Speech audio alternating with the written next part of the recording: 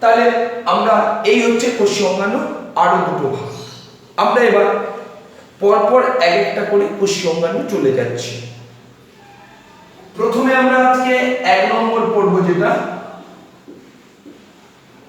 যে কোষীয় অঙ্গাণু, সেই কোষীয় অঙ্গাণুর নাম হচ্ছে মাইটোকন্ড্রিয়া। মাইটোকন্ড্রিয়া দুটো কথা থেকে এসেছে, একটা হচ্ছে মাইটো, মাইটো মানে হচ্ছে থ্রেড, থ্রেড মানে হচ্ছে সুতো, আরেকটা এসেছে কন্ড্রিয়ন, কন্ড্রিয়ন মানে হচ্ছে গ্র্যানুল, গ্র্যানুল মানে হচ্ছে দানা, তার মানে সুতোর মতো দানা। কোথায় থাকবে? কোনো প্রোক্যারিওটিক কোষে কিন্তু মাইটোকন্ড্রিয়া থাকে না। তাহলে থাকবে কোথায়? ইউক্যারিওটিক কোষে। কোথায়? ইউক্যারিওটিক কোষে কোথায়? আমরা বলেছি কোষীয় অঙ্গাণু মানে সবসময় সাইটোপ্লাজমে অবস্থান করবে। তাহলে ইউক্যারিওটিক কোষের সাইটোপ্লাজমে অবস্থিত দণ্ডাকার বা ডিম্বাকার যে কোষীয় অঙ্গাণু মধ্যে সবাত শ্বসন সম্পন্ন হয় এবং এটিপি উৎপাদন হয়, তাকে আমরা বলবো কি? মাইটোকন্ড্রিয়া। আমরা জানি এটিপি হচ্ছে শ্বসন বিপাকীয় শক্তি এবং এই বিপাকীয় শক্তির সাহায্যে জীব কি করে না, সমস্ত প্রকার জৈবনিক কার্য সম্পাদন করে। তাহলে এই যে শক্তি, এই শক্তি উৎপন্ন হচ্ছে কোথায়? কার মধ্যে? মাইটোকন্ড্রিয়ার মধ্যে। যার জন্য মাইটোকন্ড্রিয়াকে আমরা বলি কি? Power house of cell. আমরা মাইটোকন্ড্রিয়াকে বলি কি? কোষের শক্তির ঘর। কেন না এখানে শক্তি উৎপন্ন হচ্ছে, এটিপি উৎপন্ন হচ্ছে। তাহলে আমরা মাইটোকন্ড্রিয়া কি বলবো না, মাইটোকন্ড্রিয়া আমরা বলবো ইউক্যারিওটিক কোষের, ইউক্যারিওটিক কোষের সাইটোপ্লাজমে উপস্থিত, ইউক্যারিওটিক কোষের সাইটোপ্লাজমে উপস্থিত দানার ন্যায় বা দণ্ডাকার বা ডিম্বাকার দ্বি একক পর্দা পরিবেষ্টিত। আগেই আমরা বলেছি যে দ্বি একক পর্দা পরিবেষ্টিত মানে যাদের বাইরের দিকে কি থাকবে না, দুটো একক পর্দা থাকবে। প্রোটিন লিপিড প্রোটিন দ্বারা নির্মিত দুটি একক পর্দা থাকবে, তাকে আমরা বলে এসেছি কিনা দ্বি একক পর্দা পরিবেষ্টিত। তাহলে দ্বি একক পর্দা পরিবেষ্টিত যে কোষীয় অঙ্গাণুর মধ্যে, যে কোষীয় অঙ্গাণুর মধ্যে সবাত শ্বসন সম্পন্ন হয়, আমরা পড়ব পরে সবাত শ্বসন, সবাত শ্বসন সম্পন্ন হয় এবং এটিপি উৎপাদন হয়, তাকে মাইটোকন্ড্রিয়া বলে, তাকে মাইটোকন্ড্রিয়া। তাহলে ইউক্যারিওটিক কোষে সাইটোপ্লাজমে হবে দণ্ডাকার, ডিম্বাকার, দানার ন্যায় হতে পারে যে কোনো একটা, আর দ্বি একক পর্দা পরিবেষ্টিত হবে, তার মানে বাইরের দিকে দুটো একক পর্দা থাকবে, যার মধ্যে সবাত শ্বসন সম্পন্ন হবে এবং সবাত শ্বসনের ফলে তার মধ্যে কি হবে? এটিপি উৎপাদন হবে। এবার এই যে কোষীয় অঙ্গাণু, এই কোষীয় অঙ্গাণুর নামকরণ করেন কে?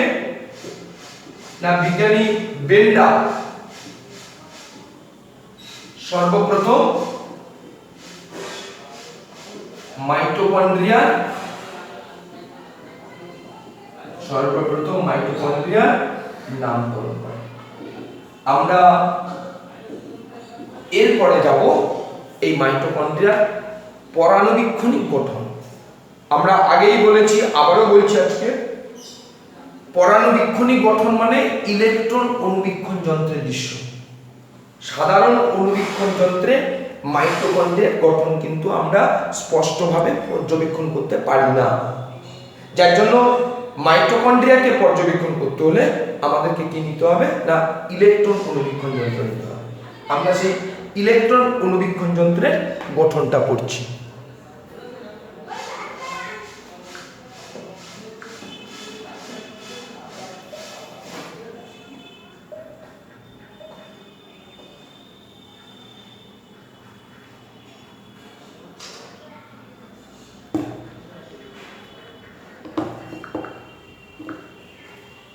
আমরা এবার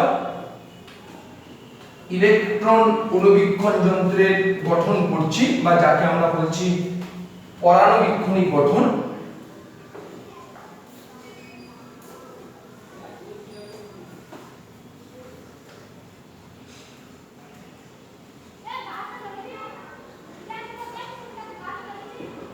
আমরা যা পড়ব সব কিন্তু ইলেকট্রন অণুবীক্ষণ যন্ত্রের দৃশ্য, আমরা সেই গঠনটা পড়ব। ইলেকট্রন অণুবীক্ষণ যন্ত্রে মাইটোকন্ড্রিয়াকে দেখতে কেমন হয়?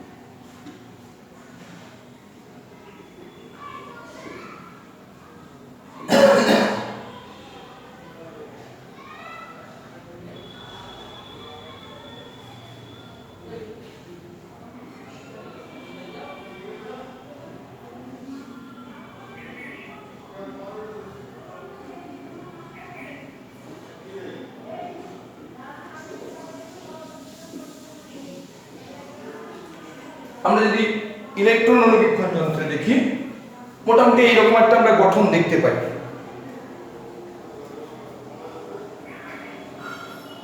এটা হচ্ছে বহিঃপর্দা, এটা হচ্ছে অন্তঃপর্দা। আমরা বলে এসেছি বাইরের দিকে পর্দা থাকবে আর ভিতরের দিকে পর্দা থাকবে, দুটো একক পর্দা। এটাকে বলা হয় বহিঃপ্রকোষ্ঠ বা এর আরেকটা নাম আছে পেরি মাইটোকন্ড্রিয়াল স্পেস। পেরিমাইটোকন্ড্রিয়াল স্পেস, এটাকে আমরা কি বলবো? অন্তঃপ্রকোষ্ঠ। এইগুলোকে আমরা কি বলবো? ক্রিস্টা। এইগুলোকে আমরা কি বলবো?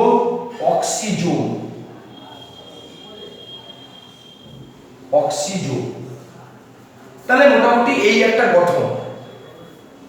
আমরা এক এক করে পড়ি। প্রথমে যে গঠন আছে সেই গঠনের নাম কি আমরা ছবিতে দেখতে পাচ্ছি ফিগারে, সেটা হচ্ছে বহিঃপর্দা। মাইটোকন্ড্রিয়ার বাইরের দিকে প্রোটিন, লিপিড প্রোটিন, কারণ একক পর্দা, একটি আবরণী বর্তমান যাকে আমরা বলবো বহিঃপর্দা, যার পুরুত্ব কত না 60 থেকে 70 অ্যাংস্ট্রম। তাহলে আমরা কি বলবো না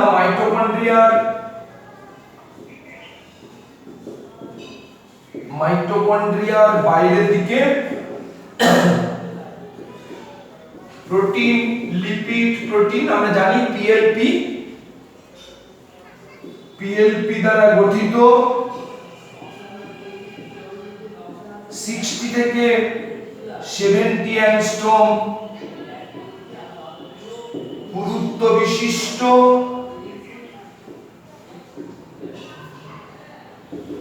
আবরণী হলো বহিঃপর্দা। তাহলে এই হচ্ছে বহিঃপর্দা। এই বহিঃপর্দার ইলেকট্রন অনুবীক্ষণ যন্ত্রে আমরা দেখতে পাবো এই বহিঃপর্দার বাইরের দিকে 60 অ্যাংস্ট্রম 60 অ্যাংস্ট্রম ব্যাস বিশিষ্ট কতগুলো দানা আছে। অর্থাৎ এই জায়গায় এই যে বহিঃপর্দায়, এই বহিঃপর্দায় আমরা দেখতে পাবো 60 অ্যাংস্ট্রম 60 অ্যাংস্ট্রম ব্যাস বিশিষ্ট কতগুলো দানা, যে দানাগুলোকে আমরা বলবো কি পার্সনের অধোএকক। তাহলে বহিঃপর্দার বাইরের দিকে, বহিঃপর্দার বাইরের দিকে বর্তমান 60 অ্যাংস্ট্রম ব্যাস বিশিষ্ট দানাগুলিকে পার্সনের অধোএকক বলে। তাহলে আমরা এইটুকুই পড়ি বহিঃপর্দা। বহিঃপর্দা মোট মাইটোকন্ড্রিয়া যে প্রোটিন দ্বারা গঠিত, সেই প্রোটিনের মাত্র 10% কোথায় আছে? বহিঃপর্দায় আছে। তাহলে মাইটোকন্ড্রিয়ার মোট প্রোটিনের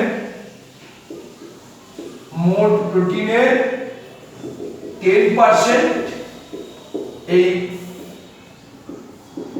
বহিঃপর্দায় অবস্থিত। তাহলে আমরা কি করলাম না বহিঃপর্দা পড়লাম। এরপর আমরা কি করব? অন্তঃপর্দা।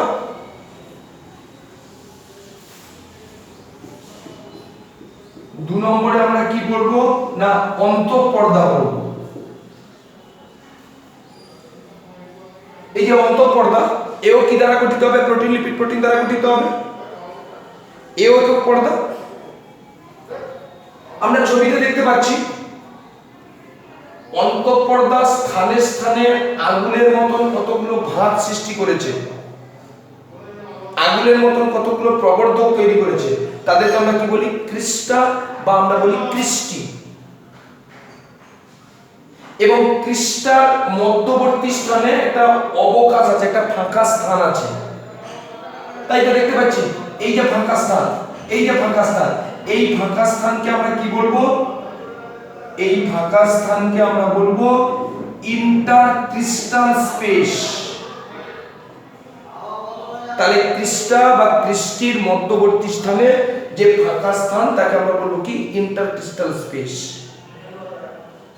এবং ক্রিস্টা বা ক্রিস্টির গায়ে ইলেকট্রন অনুবীক্ষণ যন্ত্রে টেনিস র্যাকেটের ন্যায় কতগুলো দানা থাকে। এই দানাগুলোকে দেখতে এই রকম, আমি বলবো পরে।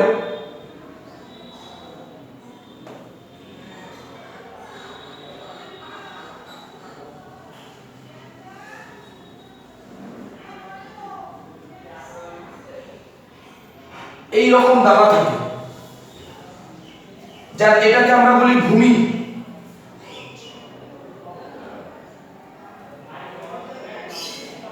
এটাকে আমরা বলি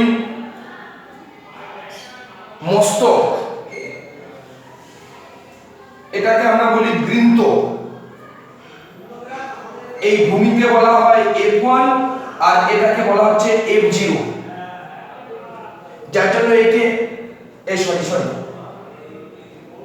ভূমিকে বলা হচ্ছে F0 আর মস্তককে বলা হচ্ছে F1, যার জন্য একে এই যে দানা, এই দানাকে আমরা অক্সিজেন দানা বলতে পারি, প্রাথমিক দানা বলতে পারি, F0 F1 দানা বলতে পারি, বা দুজন বিজ্ঞানী আবিষ্কার করেছিলেন মোরান ফার্নান্ডেজ অধোএকক বলতে পারি। মনে রাখবি বহিঃপর্দার বাইরের দিকে যে দানাগুলো আছে সেই দানাগুলোকে আমরা বলবো পার্সনের অধোএকক, অন্তঃপর্দায় যে দানাগুলো আছে টেনিস র্যাকেটের ন্যায় তাদেরকে বলা হবে মোরান ফার্নান্ডেজ অধঃেকক। এর দৈর্ঘ্য কত? এর দৈর্ঘ্য হচ্ছে এই যে ভূমি, এটাকে আমরা বলবো ভূমি, এই ভূমির দৈর্ঘ্য কত না 110 অ্যাংস্ট্রম।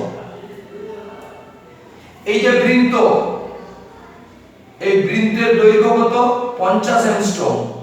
এই যে মস্তক, এর তো দৈর্ঘ্য হবে না, এর হচ্ছে ব্যাস কত 75 থেকে 100 অ্যাংস্ট্রম। মনে রাখতে হবে এগুলো সব। তাহলে আমি আরো একবার বলছি যে অন্তঃপর্দা পিএলপি প্রোটিন লিপিড প্রোটিন দ্বারা গঠিত একক পর্দা।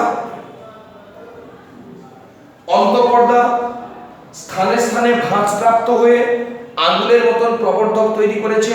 এই আঙ্গুলের মতন প্রবর্ধককে বলা হবে ক্লিস্টা বা ক্রিস্টি। ক্লিস্টার মধ্যবর্তী স্থানে যে ফাঁকা স্থান তাকে বলা হবে ইন্টারক্রিস্টাল স্পেস।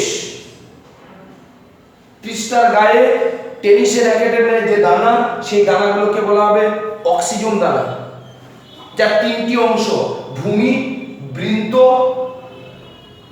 ভূমি, বৃন্ত এবং হচ্ছে মস্তক। এটাকে বলা হবে ভূমি, এটাকে বলা হবে বৃন্ত, এটাকে বলা হবে মস্তক। ভূমিকে বলা হয় F0 আর মস্তককে বলা হয় F1, যার জন্য অক্সিজেন দানার আরেকটা নাম হচ্ছে F0 F1 দানা, আরেকটা নাম হচ্ছে প্রাথমিক দানা, আরেকটা নাম হচ্ছে মোরান ফার্নান্ডেজ অধঃেকক। মোরান ফার্নান্ডেজ দুটো বিজ্ঞানী আবিষ্কার করেছে। যার ভূমির দৈর্ঘ্য হচ্ছে 110 অ্যাংস্ট্রম, যার বৃন্তের দৈর্ঘ্য হচ্ছে 50 অ্যাংস্ট্রম, যার মস্তকের ব্যাস হচ্ছে 75 থেকে 100 অ্যাংস্ট্রম। তাহলে আমি এই কথাগুলো বলি। মাইটোকন্ড্রিয়ার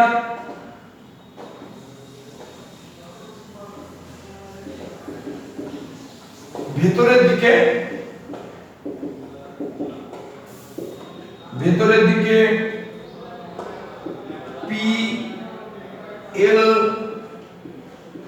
পি দ্বারা নির্মিত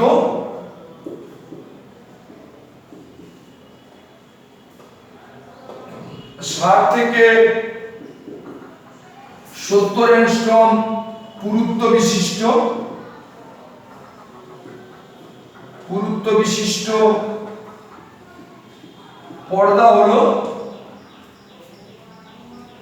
কি অন্তঃপর্দা। অন্তঃপর্দা স্থানে স্থানে ভাঁজপ্রাপ্ত হয়ে যে আঙ্গুলের ন্যায় প্রবর্ধক সৃষ্টি করে, যে আঙ্গুলের ন্যায় প্রবর্ধক সৃষ্টি করে তাকে বলা হয় ক্রিস্টা বা ক্রিস্টি। ক্রিস্টার মধ্যবর্তী ফাঁকা স্থানকে কি বলা হয় ইন্টার ক্রিস্টাল স্পেস বলে। তাই বলেছি ইন্টারক্রিস্টাল স্পেস। ক্রিস্টাল গায়ে টেনিস র্যাকেটের ন্যায় যে দানা বর্তমান, তাদের কি বলা হয় অক্সিজন দানা বা প্রাথমিক দানা বা F0 F1 দানা বা মোরান ফার্নান্ডেজ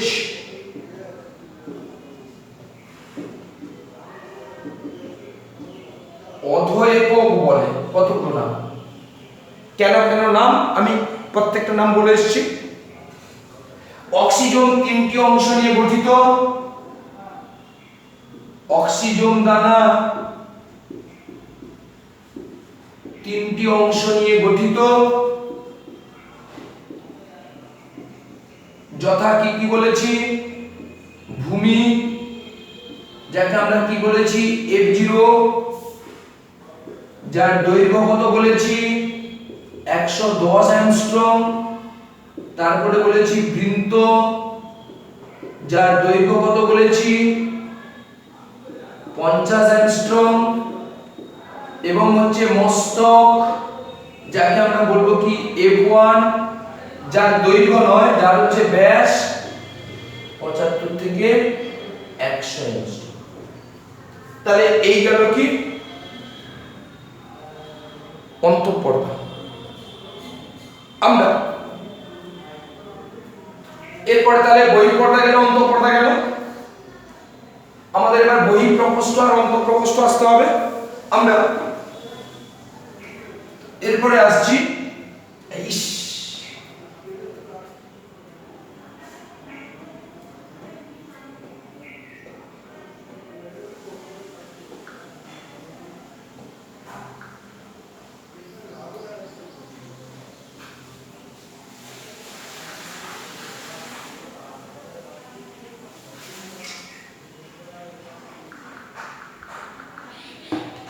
এইটা একটু মুছে দিলাম, একটু কষ্ট করে দেখে নিস।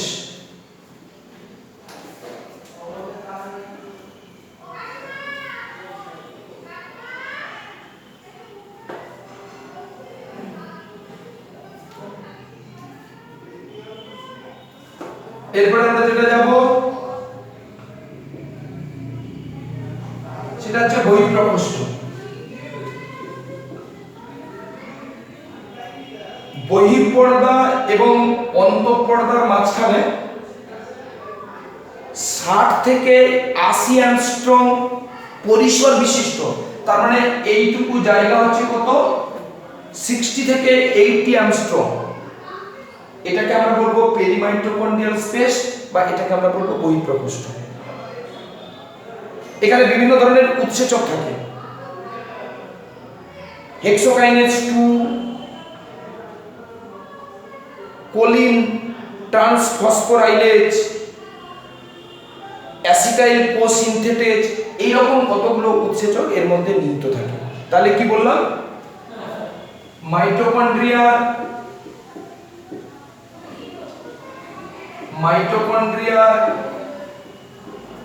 বহিঃপর্দা এবং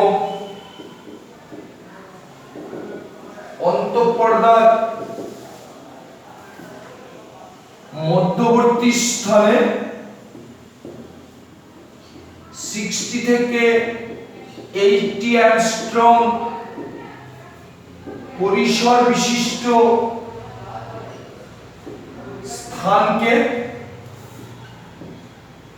বলা হয় বহিঃপ্রকোষ্ঠ, বা এটার আরেকটা নাম আছে পেরিমাইটোকন্ড্রিয়াল স্পেস। বহিঃপ্রকোষ্ঠ বলতে পারি, আমরা পেরিমাইটোকন্ড্রিয়াল স্পেসও বলতে পারি। এই প্রকোষ্ঠে কি থাকে? এই প্রকোষ্ঠে কোলিন ট্রান্সফসফোরাইলেজ এক ধরনের উৎসেচক, নাম আমরা শিখে এসেছি, পরেও করব আমরা। হেক্সোকাইনেজ 2 আর একটা উৎসেচকের নাম, আর থাকে acetyl choline synthetase.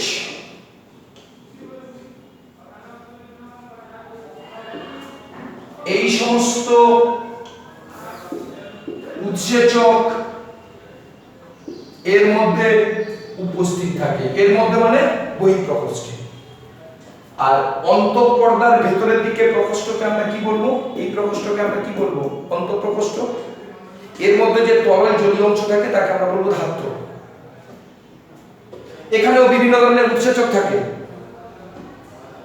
Citrate dehydrogenase, choline dehydrogenase, cytochrome dehydrogenase উৎসেচক থাকে। আর এক্সট্রা একটা জিনিস থাকে যেটা সব কোষীয় অঙ্গাণুদের ক্ষেত্রে কিন্তু নেই, একমাত্র প্লাস্টিড আর মাইটোকন্ড্রিয়া, ক্লোরোপ্লাস্টিড আর মাইটোকন্ড্রিয়াতে আছে। এখানে ডিএনএ আছে 2 থেকে 6টি দ্বিতন্ত্রী চক্রাকার ডিএনএ। এখানে রাইবোজোম আছে 55S প্রকৃতির। আরএনএ আছে। আমরা জানি যে ডিএনএ, আরএনএ, রাইবোজোম কোথায় থাকে? কোষের মধ্যে থাকে। কিন্তু এখানে কার মধ্যে আছে? কোষীয় অঙ্গাণুর মধ্যে। সব কোষীয় অঙ্গাণুতে কিন্তু থাকে না, একমাত্র কোথায় থাকে? মাইটোকন্ড্রিয়াতে থাকে আর ক্লোরোপ্লাস্টে থাকে। আমরা এই থাকে বলে একে অর্ধ স্বনির্ভরশীল কোষীয় অঙ্গাণু বলা হয়, আমরা পরে বলবো। তাহলে আমরা 2 নম্বরে বলবো কি? প্রকোষ্ঠর 2 নম্বরে আমরা কি বলবো? অন্তঃপ্রকোষ্ঠ। এই হচ্ছে অন্তঃপর্দা, অন্তঃপর্দার ভেতরের দিকে প্রকোষ্ঠ। অন্তঃপর্দার ভেতরের দিকে অবস্থিত প্রকোষ্ঠকে অন্তঃপ্রকোষ্ঠ বলে। এই প্রকোষ্ঠে যে তরল জলীয় অংশ বর্তমান তাকে কি বলা হয়? তাকে ধাত্র বলে, আমরা বলে এসেছি। এই ধাত্রে কি থাকে? সাইটোক্রোম একটা উৎসেচক, ডিহাইড্রোজিনেজ আর একটা কি উৎসেচক বললাম? Choline dehydrogenase.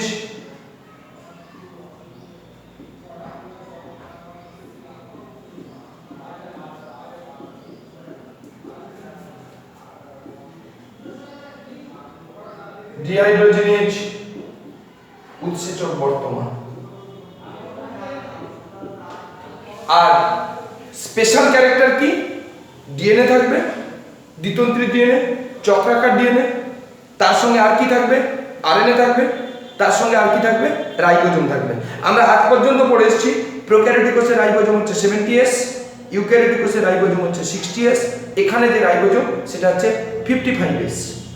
তাহলে মাইটোকন্ড্রিয়ার ধাত্রে মাইটোকন্ড্রিয়ার ধাত্রে 2 থেকে 6টি দ্বিতন্ত্রী, সবসময় ডিএনএ দ্বিতন্ত্রী হয় ব্যতিক্রমিক কেস ছাড়া, 6টি দ্বিতন্ত্রী চক্রাকার ডিএনএ, আরএনএ এবং 55S 55S রাইবোজোম।